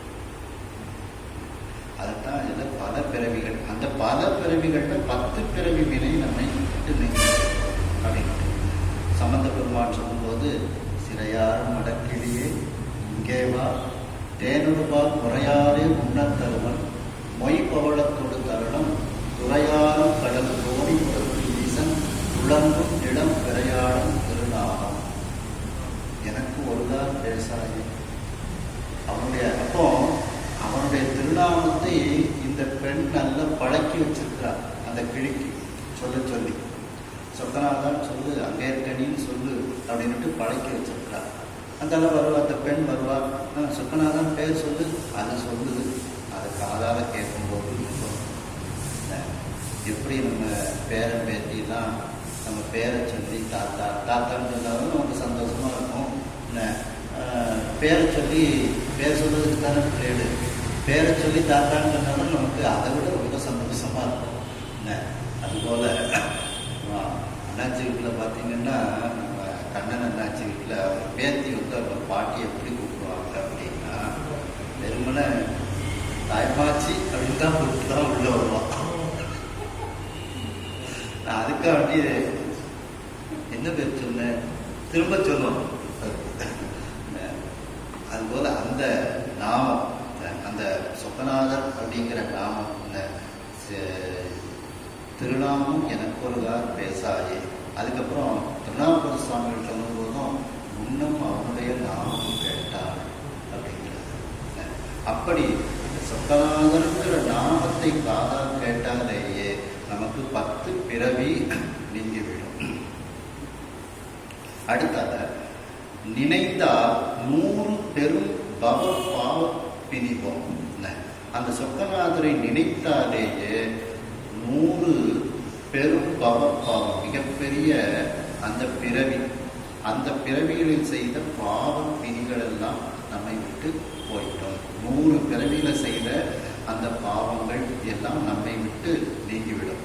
யார சொக்கநாத பெருமானை நினைத்தார். சம்பந்த பெருமான் சொல்லும்போது, எனைத்தோர் மொழி அடியாரேத்த இமையோர் பெருமானார் நினைத்து தொழுவார் பாவம் தீர்க்கும் நிமலர் முறை கோயில். கனைத்த மேதி காணாது ஆயன் கைவேல் குழந்தோடு அனைத்தும் சென்று தருடும் சார்பில் அண்ணாமலையார் நினைத்த முக்திங்கிறது போல இந்த சொக்கநாத பெருமானை நினைத்தாலும் நினைத்து தொழுவார் பாவம் தீர்க்கும் நிமலர். அவ்வாறு இந்த சொக்கநாத பெருமானை நினைத்தாலே நமக்கு 100 பிறவிகளில் இருக்கக்கூடிய அந்த பாவமானது நம்மை விட்டு நீங்கிவிடும். கோடல் இறைவனை இன்று இறைஞ்சினும் என்று எழுந்து மனைப்புறம் போந்தார் 200 மரமுருகன் பவத்தை இழைத்த பாதக வல்வினை அனைத்தும் ஆகும். அந்த கூடல் இறைவன், அந்த கூடல் மதுராபுரி அந்த இறைவன், அந்த சொக்கநாத பெருமானை இன்னைக்கு நாம் இன்னைக்கு சொக்கநாத பெருமானை போய் தரிசனம் பண்ணிட்டு வருவோம் அப்படின்ட்டு எழுந்து வீடு வரைக்கும் வராங்க, வாசல் வரைக்கும் வராங்க. மழை பிடிச்சிருக்கு. மழைன்னா பேய் மழையா பெய்யுது. மழையில் நனைய வேண்டாம், நாளைக்கு போய்விடுவோம் அப்படின்னு வீட்டுக்குள்ள வந்துருந்தாங்கன்னு வச்சுக்கிட்டுங்களேன். அந்த வெளியில வந்த உடனேயே அவர்களுக்கு சொக்கநாத பெருமான் கோயிலுக்கு கூட போக வேண்டாம், சொக்கநாத பெருமானை தரிசனம் பண்ணுவோன்ட்டு நம்மை தயார்படுத்தி கொண்டு அலங்காரம் செய்து கொண்டு வீட்டு வாசலுக்கு வந்தாலேயே 1000 பிறவியில செய்த பாவம் நீங்கி விடுகிறதா. கோயிலுக்கே போக வேண்டாம், சொக்கநாத பெருமானை இன்னைக்கு தரிசனம் செய்வோம்னு நினைச்சு வழியில வரணும். அதுக்காண்டி உடனே நினைச்சு வழியில வந்தா போகும்ட்டு வந்துடக்கூடாது. ஏதோ ஒரு ஆகாசமாத்தா மழை தான் பிடிச்சிட்டு அந்த மாதிரி ஒரு இதுலதான் நம்ம வீட்டுக்குள்ள வரணும். இல்லை சார், டெய்லி இதை விதிவிலக்க விதியா எடுத்துக்கிடக்கூடாது. விதிவிலக்கு மழை வருது, நம்மளால போக முடியல, வீட்டுக்கு வந்துருக்கோம். இல்லை அந்த நேரத்தில் கரெக்டாக நம்ம வெளியில போய் நிற்போம், சொந்தக்காரங்க யாராவது வந்து நிற்பாங்க, சரி அப்படின்னுட்டு விருந்தோம்பல் முக்கியம் அல்லவா. இல்லை அதனால அவர்களை அந்த மாதிரி ஒரு காரணம் வந்தால் தான் நம்ம சொக்கநாதரை விட்டுட்டு திரும்ப வீட்டுக்குள்ள வரணும். இதுதான் விதின்னுட்டு இதையே வாசல் வரைக்கும் போக மாட்டேன்னு வந்துருக்காரு. இது வரைக்கும் கிடைச்ச பலன் போதும்னுட்டு அதுதான் என்ன சொல்றாங்க. கூடல் இறைவனை இன்று இறைந்திடும், இன்றைக்கு நான் தரிசனம் செய்கின்றேன் என்று எழுந்து மனைப்புறம் போந்தால், வீட்டுக்கு வெளியே வந்தாலே போதும், வீட்டுக்கு வெளியே வந்தால் 200 மரம்புரு வெம்பவத்து, 200 1000, அந்த 1000 கொடுமையான அந்த பிறவி, மரம்புரு வெம்பவத்து, அந்த கொடுமையான பிறவிகளில் நாம் இழைத்த பாதக பல்வினை, நாம் செய்த அந்த பாதகமான கொடிய வினைகள் அனைத்தும் வாங்கிவிடும். கொடிய வினைகள் எல்லாம் நம்மை விட்டு போய்விடும். அடுத்த பாடல் பாருங்க. உழைத்தை வரை தொலைத்தானை தரிசித்தோராயிரவாம் உறவி வேள்வி,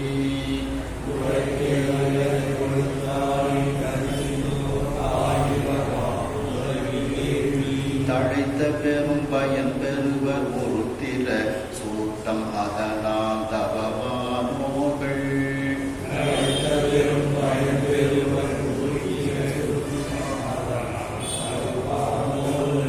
தொடர்பு அறியான் தனை துதித்தோர் கணத்துக்கு 1000 ராஜசூய யாகம்,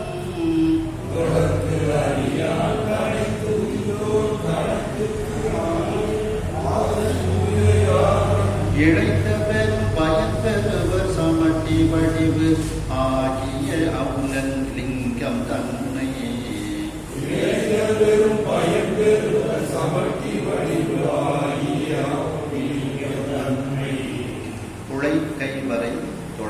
தொலைத்தானை. குழையின துளையின் அர்த்தம். கையில் துளையை உடைய தும்பிக்கை. குழைக்கைன தும்பிக்கை. குழையின துளை. கையில் துளையை உடைய மிகப்பெரிய தும்பிக்கையை உடைய அந்த வரை, மலை போன்று, வரைன மலை, மலை போன்று ஆற்றல் உடைய அந்த யானை. அந்த யானையை தொலைத்தானை. அந்த யானையை உரிச்சு தோலாக போர்த்தியவனை. அந்த சிவபெருமானை தரிசித்தோர். அந்த சொக்கநாத பெருமானை யாரெல்லாம் தரிசிக்கின்றார்களோ, தரிசித்தோர். முதல்ல வீட்டை விட்டு வெளியில வந்தாலே போதும்னாங்க, இப்ப தரிசித்தோர் அப்படிங்கிறாங்க. அப்போ தினந்தோறும் யாரெல்லாம் தரிசிக்கின்றார்களோ அவர்கள் 1000ஆம் புறவி வேள்வி தழைத்த பெரும் பயன் பெறுவர். 1000 தாவக்கூடிய அந்த குதிரை, வாம்னா தாவுதல்னு அர்த்தம். அப்போ தாவும் குதிரை, அந்த தாவும் குதிரை, இதை தாமரை அப்படிங்கிறதையும் சொல்லலாம். தாமரைங்கிறது ஒரு வார்த்தை, தாமரை போக வைக்கும். தா பிளஸ் மறைனா தாவும் மான் அப்படின்ட்டு, தா பிளஸ் மறைனா தாவுகின்ற மான் அர்த்தம். அதனால அப்படி அந்த தாவுகின்ற, தாம்னாலும் தாவுகின்ற அர்த்தம்.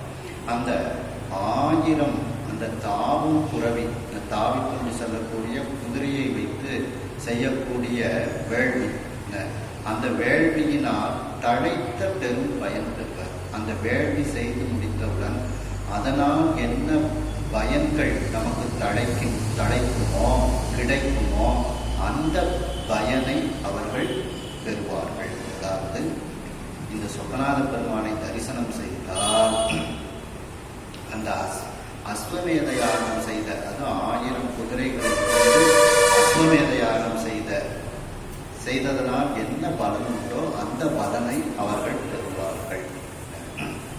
உருத்திர சூத்தம், அதனால் அந்த உருத்திர மந்திரங்கள்,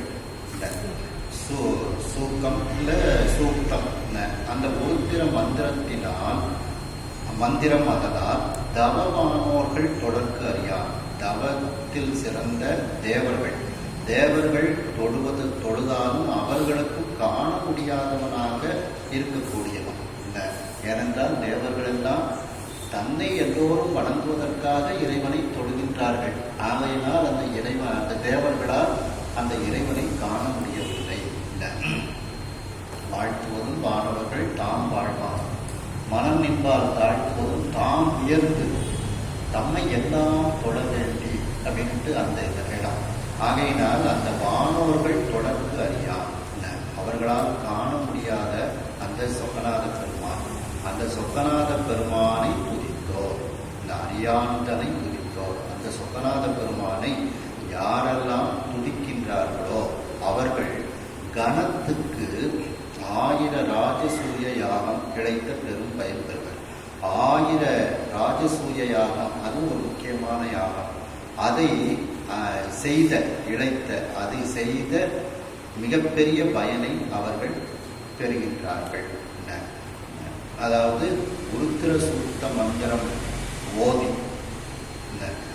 அந்த சொக்கநாத பெருமானை யாரெல்லாம் துதிக்கின்றார்களோ, உருத்திர மந்திரத்தை சொல்லி அந்த சொக்கநாத பெருமானை யாரெல்லாம் துதிக்கின்றார்களோ அவர்கள் அந்த ஒவ்வொரு கணத்துக்கு அப்படின்னா அந்த ஒவ்வொரு பகுதிக்கு இந்த ஒரு தடவை சொல்வது, இத்தனை ஆவர்த்தி சொல்றோம் அப்படின்ட்டு சொல்றோம் பார்த்தீங்களா. அப்படி அந்த ஒவ்வொரு ஆவர்த்திக்கும் அவர்கள் 1000 ராஜசூய யாகம் செய்ததனால் வரக்கூடிய மிகப்பெரிய பயனை அவர்கள் பெறுகின்றார்கள். அப்போ இதிலிருந்து அந்த உருத்திர மந்திரத்தை சொல்லி சொக்கநாத பெருமானை துதிக்க வேண்டும் என்பது இங்கே சொல்லப்படுகிறது. அப்படி அந்த உருத்திர மந்திரத்தையே சொல்லி நம்முடைய 63 நாயன்மார்களில் ஒருவர் உருத்திர பசுபதி நாயனார். அவருடைய பெயர் பசுபதி. அவர் அந்த உருத்திர மந்திரத்தை தான் சொல்லிக்கிட்டே இருக்கிறாங்க. அதனால்தான் அவருக்கு பேர் உருத்திர பசுபதியார். அதுவும் தண்ணிக்குள்ள நின்றுட்டு அவர் சொல்றார். அந்த செயலை மட்டுமே செய்து அவர் இறைவனை அடைந்தது. ஆகையினால் அந்த உருத்திர பசுபதியார். அதே மாதிரி இதுல சம்பந்த பெருமான் சொல்லும்போது கீதத்தை மிகப்பாடும் அடியார்கள் முடியாக பாதத்தை தொழநின்ற பரஞ்சோதி பயிரும் இடம் வேதத்தின் மந்திரத்தார் வெண்மணலை சிவமாக போதத்தார் வழிபட்டான் கொண்டிருக்கும் வேடுவை. அப்படி அந்த வேதத்தினுடைய மந்திரத்தார் வழிபடுகிறது. அந்த மந்திரங்கள் தான் அந்த உருத்திர மந்திரங்கள் எல்லாம். அவ்வாறு செய்து இறைவனை அடைந்தவர் தான் உருத்திர பசுபதி நாயனார். 63 நாயன்மார்களில் ஒருவர். மேலும் சமட்டி வடிவு ஆகிய இவ்லிங்கம் தன்னை, இதை அடுத்த பாடலோடு சேர்த்து நம்ம பார்த்து கொள்ளணும். அதாவது எல்லா கடவுளும் சேர்ந்த வடிவமாக இருக்கக்கூடிய அந்த சொக்கநாத பெருமான், அதான் சமட்டின ஒட்டு மொத்தமாக அப்படி எல்லா வடிவங்களையும் சேர்த்த அந்த லிங்கம் தன்னை, அந்த சொக்கநாத பெருமானை அடுத்த பாடுவாங்க. கையளவு ஆகிய நன்னீராட்டி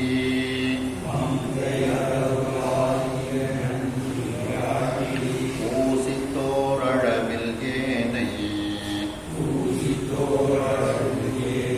துங்கதலத்து உரை லிங்க மூர்த்திகளை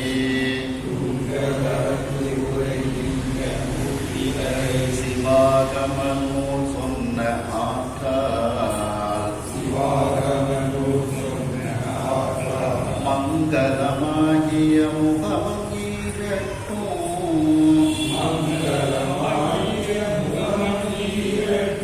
வழுவாது வாசம் தோய்ந்த செங்கனக மணிக்கலச புனலாட்டி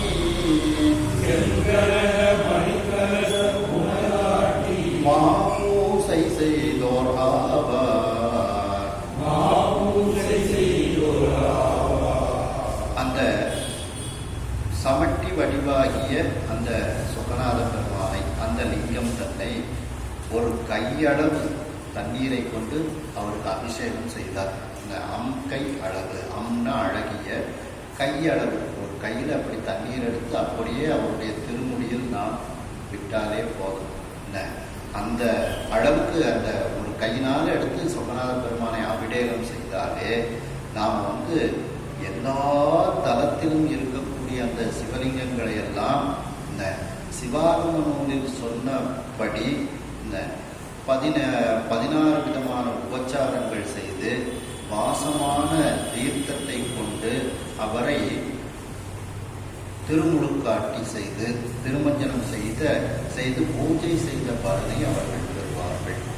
அதாவது எல்லா தலத்திலையும் மிகப்பெரிய அபிஷேகம் செய்வதனால் உண்டான பலன் இந்த சொக்கநாத பெருமானுடைய திருமுடியில் ஒரு கை அளவு எடுத்து தண்ணீரை விட்டார்கள்.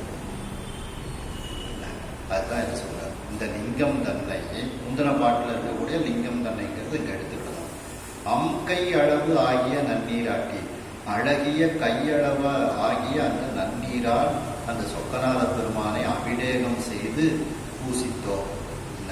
இப்போ இதுல இருந்து என்ன தெரியுது அப்படின்னா, இதை அந்த அளவு அப்படிங்கிற அளவுக்கு எடுத்துக்கொள்ளலாம். வடநாட்டில எல்லாம் பார்த்தீங்கன்னா எல்லாருமே போய் பூஜை பண்றோம், சுவாமியை போய் தொட்டு பூஜை பண்றோம். விஸ்வநாத பெருமானை எல்லாம் போய் பார்த்தீங்கன்னா அதே ஒரு மண் இதில் பால் வாங்கிட்டு போகிறோம், நம்மளே போய் திருமுடியில் விடுறோம். ஒருவேளை அது அந்த பத்ததியாக இருக்குமோ அப்படின்ட்டு எனக்கு ஒரு ஆசை.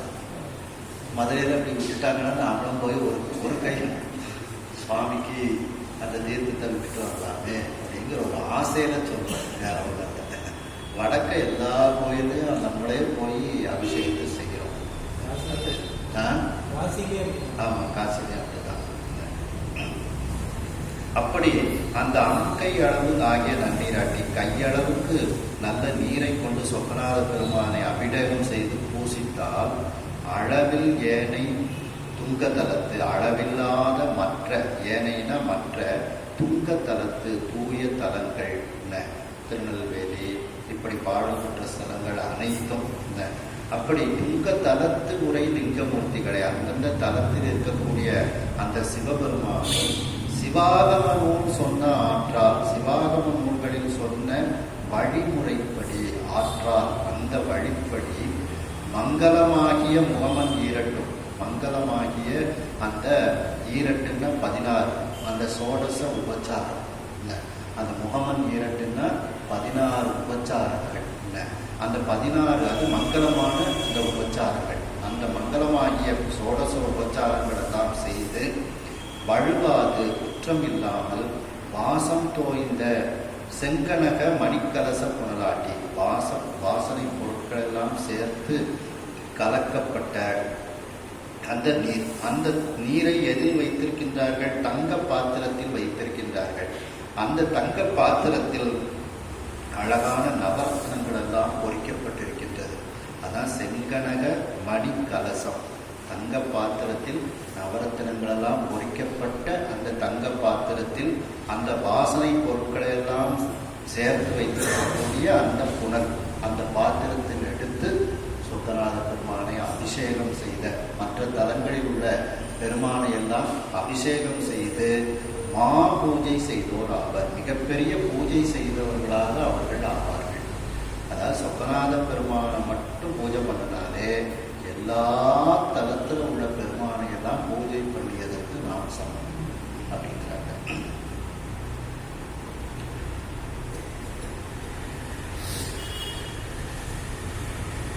அவ்வண்ணம் சுந்தரனை 5 அமுதம் ஆண்முதமும் 5 தீந்தேன், அவ்வண்ணம் சுந்தரனை 5 அமுதம் ஆண்முதமும் 5 தீந்தேன், செவ்வண்ண கனி சார்ந்த சேது முதல் மட்டித்து தேவதேரா, செவ்வண்ண கனி சார்ந்த சேது முதல் மட்டித்து தேவதேரா, மெய்வண்ணம் குளிர விரை புனலாட்டி மாபூசை விதியால் செய்தோர், மெய்வண்ணம் குளிர விரை புனலாட்டி மாபூசை விதியால் செய்தோர், மைவண்ண வினை நீந்தி அறமுதலால் பொருளடைந்து மன்னி வாழ்வார், மைவண்ண வினை நீங்கி அறமுதலால் பொருளடைந்து மன்னி வாழ்வார். அதாவது அந்த சொக்கநாத பெருமானை அபிஷேகம் செய்தால் நமக்கு என்ன பலன் என்பதற்காகத்தான் இதை சொல்றாங்க.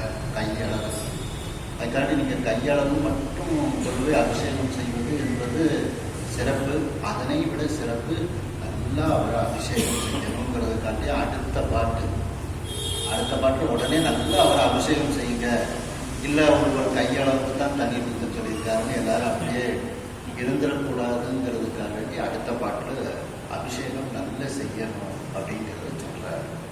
அவ்வண்ணம் சுந்தரனை, மேலும் அந்த சோமசுந்தர பெருமானை 5 அமுதம், அந்த அவ்வண்ணம்ங்கிறதுக்கு மேலே சொன்ன இந்த பாட்டில் உள்ள அந்த சிவாகம நூல்களில் சொன்ன முறைகள், சோடச உபச்சாரங்கள், அந்த வாசம் தோய்ந்த அந்த தண்ணீர், இவைகளையெல்லாம் கொண்டுங்கிறத எடுத்துக்கலாம். அவ்வண்ணம் சுந்தரனை, இந்த சொக்கநாத பெருமானை 5 அமுதம், அந்த பஞ்சாமிர்தம், ஆண்முதமும் பாமன் சுவாமிகள் பஞ்சாமிர்தம்னே ஒரு பாடல் எழுதியிருக்கிறாங்க. பாட்டினாலேயே இறைவனுக்கு அபிஷேகம். ஆண்முதமும் 5 பசுமாடு தரக்கூடிய அந்த 5 பால், தயிர், நெய், கோமயம், கோசலம். பூவினுக்கு அருங்கலம் பொங்கு தாமரை, ஆவினுக்கு அருங்கலம் அரண் 5 ஆடுகள். அப்படி ஆண்முதமும் 5. தீந்தேன், இனிமையான தேன். செவ்வண்ண கனி, சிவந்த வண்ணத்தை உடைய கனிகள், அதாவது இந்த மாதுளம்பழம் அந்த இதை அப்படியே குறிச்செடுத்து சுவாமிக்கு அப்படியே அபிஷேகம் பண்ணுவாங்க. செவ்வண்ண கனி. சாந்தச்சேர், சந்தன குழம்பு முதல் மட்டித்து, இதையெல்லாம் அப்பி சுவாமிக்கு அபிஷேகம் செய்யும்போது இதெல்லாம் அப்பி வைப்பார்கள். அதுக்கப்புறம் அபிஷேகம் செய்வாங்க. அப்போ அப்பிட்டு நம்ம கொஞ்சம் எடுத்துக்கிடவும் செய்யலாம் பிரசாதமாக. அதனால தான் மட்டித்துன்னா அப்பின்னு அர்த்தம். தேவர் தேரா மெய்வண்ணம் குளிர, தேவர்களாலும் அறிய முடியாத அந்த சத்தியமான அந்த இறைவனுடைய அந்த திருமேனி, இந்த தேவர்களாலும் அறிய முடியாத அந்த இறை திருமேனி, அந்த மெய்னா திருமேனி, அந்த திருமேனி குளிர, அது நன்கு குளிர்ச்சி அடையுமாறு, மகிழ்ச்சி அடையுமாறு, விரை புனலாட்டி, விரைனா வாசனை, வாசனை தண்ணீரால் அவரை அபிஷேகம் செய்து மா பூஜை விதியால் செய்தார். மிகப்பெரிய பூஜைகளை எல்லாம் முறைப்படி, அந்த ஆகமத்தில் சொன்ன முறைப்படி யாரெல்லாம் செய்கின்றார்களோ அவர்கள் என்ன பலனை பெறுகின்றார்கள்? மைவண்ண வினை நீத்தி, கொடிய நமக்கு துன்பத்தை தரக்கூடிய அந்த வினைகளிலிருந்து அவர்கள் நீங்குகிறார்கள். அறம் முதல் நாள் பொருள் அடைந்து, அறம் பொருள் இன்பம் வீடு என்கின்ற நான்கையும் அடைந்து மந்தி வாழ்வார், நிலைத்து அவர்கள் வாழக்கூடியவர்களாக அவர்கள் இருக்கின்றார்கள். அப்போ நீங்க கையளவு தான் தண்ணி ஊற்ற சொல்லியிருக்காங்கன்னு சொல்லிட்டு அப்படி செய்யாதீங்க. கணாத பெருமானை பஞ்சாமிர்தம், அந்த பசுவிலிருந்து கிடைக்கக்கூடிய 5 தீந்தேன், செவ்வண்ணக்கடி, சந்தன குழம்பு, இதையெல்லாம் அவருக்கு நல்ல அப்பி அபிஷேகம் பண்ணலாம். அதனாலதான் அந்த அன்னாபிஷேகம்லாம் பார்த்தீங்கன்னா அப்படி அவர் மேலேயே அப்படி அப்பி அதை அபிஷேகம் பண்ணுவாங்க. அது மாதிரி சந்தனம் கரைச்சி ஊற்ற வேண்டாம். நல்ல நிறைய சந்தனத்தை எடுத்து சுவாமிக்கு அப்பி அந்த சந்தன கலவம் அப்படியெல்லாம் நீங்கள் செய்யலாம். அப்படின்ட்டு செஞ்சால் நீங்கள் அந்த வினைகளெல்லாம் உங்களை விட்டு நீங்கும். நீங்கள் அந்த அறங்கள் 4 பொருளை அடைத்து நிலைத்து வாழ்வீர்கள் அப்படின்ட்டு இதையே இந்த விதிவிலக்க விதியாக எடுத்துக்கூடாதுன்ட்டு அடுத்த பாட்டில் உடனே சொல்லியிருந்தாங்க சுவாமி. நல்லா அபிஷேகம் பண்ணுங்க அப்படின்ட்டு. எப்படி அந்த கோயிலுக்கு போகணும், வாசல் வரைக்கும் வந்ததை விதியாக எடுத்துக்கிடக்கூடாது அப்படிங்கிறது மாதிரி இதில் உடனே அபிஷேகத்தை உடனே சொல்கிறாங்க என்று இந்த அளவில் இந்த சிந்தனையை இன்றைக்கு நிறைவு செய்து மீண்டும் சொல்லுவோம். கையிலாய பரம்பரையில் சிவஞான சோதனை காட்டும் வெண்ணை பயில் வாய்மை மெய்கள் சந்ததி கொலை ஞான பானுவாகி குயிலாடும் பொழி திருவாவடு துறைவடு குரு நமச்சிவாய தேவன் சயிலாதி மகவுடையும் திருமரபு நீடோடி தழைகள் மாதோ. ஹர நம பார்வதி.